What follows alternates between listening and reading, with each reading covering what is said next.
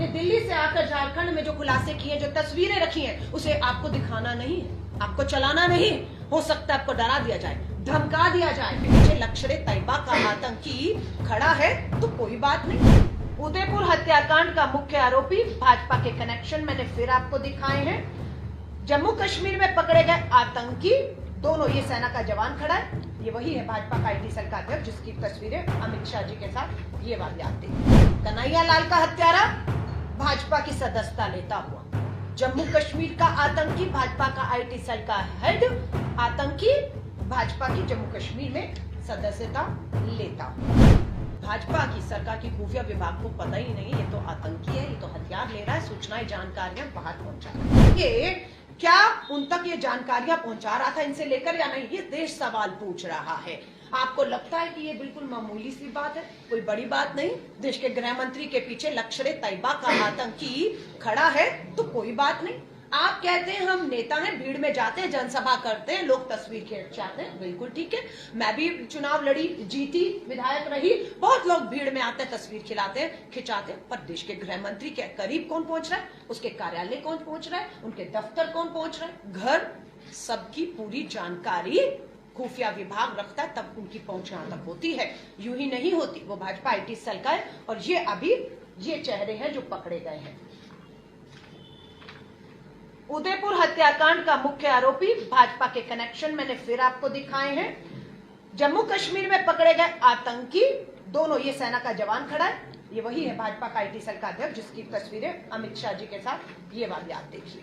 ये जरूर तस्वीरें आपको मैं कहूंगी, हिम्मत दिखाइएगा। हो सकता है मेरी प्रेस वार्ता के बाद आप पत्रकार साथियों के ऊपर भी दबाव बनाया जाए कि भारतीय राष्ट्रीय कांग्रेस की प्रवक्ता ने दिल्ली से आकर झारखंड में जो खुलासे किए, जो तस्वीरें रखी हैं, उसे आपको दिखाना नहीं है, आपको चलाना नहीं। हो सकता है आपको डरा दिया जाए, धमका दिया जाए और हो सकता है आप ये तस्वीर भी ना छापे। पर मुझे लगता है पत्रकार की देशभक्ति को ललकारा जाएगा, उसकी ईमानदारी से चलती कलम को रोकने की कोशिश होगी। और अगर ये सच्चाई देश के साथ नहीं आती, आपकी कलम, आपके कैमरे, ये तस्वीरों को जाने से रोका जाएगा, तो मुझे लगता है इम्तिहान सरहद पे खड़े मात्र अब उस जवान का ही नहीं है देशभक्ति का इम्तिहान, अब देशभक्ति का इम्तिहान इस देश के हर एक शख्स का, पत्रकार का भी है कि उसकी कलम झुकती है या उसकी कलम भारतीय राष्ट्रीय कांग्रेस के प्रवक्ताओं द्वारा आधिकारिक रूप से तस्वीरें जाहिर करके सवाल जो पूछे गए हैं लोकतंत्र में, उन सवालों के जवाब आप उनसे मांगे कि हमने ये सवाल खड़े किए हैं। ये फिर वही तस्वीरें, कन्हैया लाल का हत्यारा भाजपा की सदस्यता लेता हुआ, जम्मू कश्मीर का आतंकी भाजपा का IT सेल का हेड आतंकी भाजपा की जम्मू कश्मीर में सदस्यता लेता हुआ। ये आपको मैंने 2 खुलासे बताए, मैंने आपको 7 बताए। और ये देखिएगा, तालिब शाह IT सेल का जम्मू कश्मीर का हेड जो आतंकी पकड़ा गया है, जिसकी अमित शाह जी देश के गृह मंत्री के साथ निजी संबंध और तस्वीरें हैं, वो प्रचार कर रहा है भाजपा के नेताओं का। वो मुबारकबाद दे रहा है Shri Avinash Rai Khanna, BJP national vice president, BJP के राष्ट्रीय वाइस प्रेसिडेंट आते हैं और जम्मू कश्मीर के स्थानीय निकाय चुनावों में जीत पर वो उनके साथ प्रचार करता है और उन्हें बधाई देने का ट्वीट करता है। और भाजपा की सरकार की खुफिया विभाग को पता ही नहीं ये तो आतंकी है, ये तो हथियार ले रहा है, सूचनाएं जानकारियां बाहर पहुंचा रहा है। अब मैं आती हूं महाराष्ट्र के अमरावती में, ये तीसरी घटना है, यहां पर भी एक खुलासा है। मीडिया रिपोर्ट से पता लगा कि महाराष्ट्र में भी भाजपा की राष्ट्रीय प्रवक्ता फ्रेंच एलिमेंट जो अभी भगोड़ी हैं, भागी हुई हैं, पुलिस के पकड़ में नहीं आ रही हैं, कहां है किसी को नहीं पता है। जिन्होंने इनकी सच्चाई सामने लाने का काम किया वो सारे ईमानदार, सच्चे, देशभक्त पत्रकार पुलिस की गिरफ्त में हैं और जेल भेजे गए। लेकिन जिन्होंने ये देश में आग लगाने की काम की वो अभी तक गिरफ्त से बाहर है। मीडिया में खुलासा होता है कि अमरावती महाराष्ट्र में भी केमिस्ट उमेश कोले की हत्या कर दी जाती है। महाराष्ट्र में खबर सामने क्यों नहीं आई? क्योंकि उस समय सत्ता को गिराने का एक षड्यंत्र और खेल चल रहा था, इसलिए प्राथमिकता पर उमेश कोले की हत्या नहीं थी, प्राथमिकता पे सरकार बनाना था और एक लोकतांत्रिक सरकार को गिराना था। जब काम हो गया तो अब बोला कि चलिए अब महाराष्ट्र के अमरावती में केमिस्ट उमेश कोहली की हत्या को भी अब राजनीतिक सांप्रदायिक रंग देकर धार्मिक उन्माद करते हैं। और इसमें सबसे पहले आगे दिखी निर्दलीय सांसद नवनीत राणा और उनके पति रवि राणा, जिनको अभी धार्मिक धर्म को राजनीतिक हथकंडा बनाकर देश में जो धार्मिक उन्माद करना चाहती थी पति पत्नी की जोड़ी, उन्हें जेल भेजा गया। बाहर आते ही उन्होंने इस मामले को उठाया कि अमरावती में उमेश कोहली की हत्या जिसने की है उसका नाम है इरफान खान।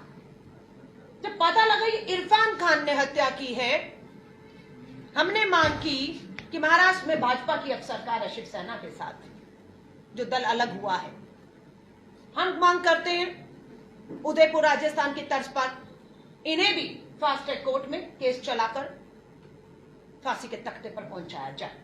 लेकिन पता लगता है एक राष्ट्रीय चैनल है, आप कहेंगे तो मैं नाम लूंगी, नहीं तो एक राष्ट्रीय चैनल ने खुलासा किया है कि ये जो अमरावती की हत्या हुई है उसका मास्टरमाइंड इरफान खान के निजी संबंध हैं, पारिवारिक संबंध, पारिवारिक मतलब आना जाना है।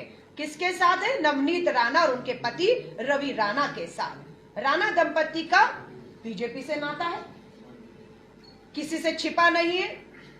और इरफान खान की तस्वीरें पोस्टर उस राष्ट्रीय चैनल ने जारी की हैं कि ये इरफान खान जो हत्यारा है, आतंकी है उमेश कोहली की हत्या का, इसने इस राणा दंपति के लिए चुनावों में पूरी तरह प्रचार और प्रसार भी किया है, वो उनका समर्थक था। लेकिन इसको किसने भड़का दिया कि नुपुर शर्मा बयान देगी, तुम्हें भड़कना है, तुम्हें गर्दन काटनी है, और जिसकी गर्दन कटेगी उस पर हम राजनीति पति पत्नी करेंगे, क्योंकि भाजपा ये चाहती है देश में माहौल बनाना जिसमें ये दोनों दंपति मदद कर रहे थे। अब आ जाइए तीसरी के बाद चौथा खुलासा। वर्ष 2020 में याद करिएगा जम्मू कश्मीर में आतंकियों को हथियार मुहैया कराए गए थे। ये खुलासा किसने किया? हमारी भारतीय बहादुर सेना ने 2020 में जम्मू कश्मीर में भारी तादाद में आतंकियों से हथियार बरामद किए। और जब पूछताछ हुई तो सेना ने बताया कि भाजपा के ही पूर्व नेता, सुनिएगा मैं नहीं कह रही, खुलासा हुआ सेना ने पकड़े हथियार, और पकड़े के पूछताछ में बताया कि भाजपा के पूर्व नेता एवं सरपंच, नाम है ताहिर अहमद मीर, को गिरफ्तार किया गया। आप समझ रहे हैं कौन गिरफ्तार होता है? जम्मू कश्मीर में भाजपा का सरपंच ताहिर अहमद मीर को गिरफ्तार किया गया।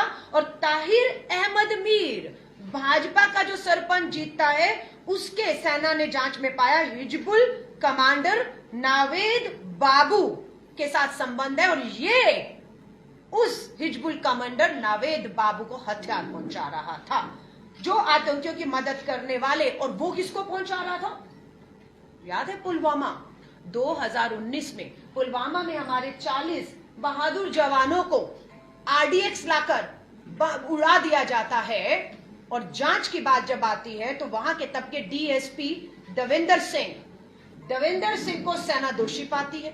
देवेंद्र सिंह को पकड़ा जाता है तारिक अहमद मीर के साथ, जो भाजपा का सरपंच है। और खुलासा होता है कि तारिक अहमद मीर और डीएसपी देवेंद्र सिंह ने ही मिलकर हिजबुल के कमांडर नवेद बाबू को हथियार पहुंचाए, और उसी ने पुलवामा की इस घटना को अंजाम दिया है। ये खुलासा मैं नहीं कर रही हूं, किसने किया?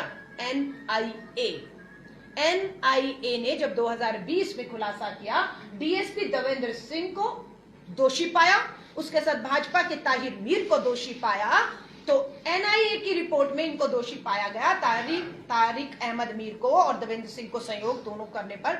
बाद में क्या होता है? जांच होती है? नहीं होती है। 40 जवान शहीद हो गए, उनका बदला लिया जाता है? नहीं लिया जाता है। क्या हुआ देवेंद्र सिंह यादव का, देवेंद्र सिंह का, डीएसपी का? क्या हुआ तारिक अहमद मीर का? रिहा कर दिया गया, बाइज्जत रिहा। क्यों? क्योंकि कहा देश की सुरक्षा को खतरा है। ये जांच अगर आगे बढ़ी पुलवामा में कि तो देश की सुरक्षा को खतरा हो जाएगा, इसलिए देश हित में, कभी सुना है देश हित में आतंकियों के खिलाफ शुरू की गई जांच को बंद कर दिया जाता है, और देश सवाल नहीं करता, भूल जाता है देश।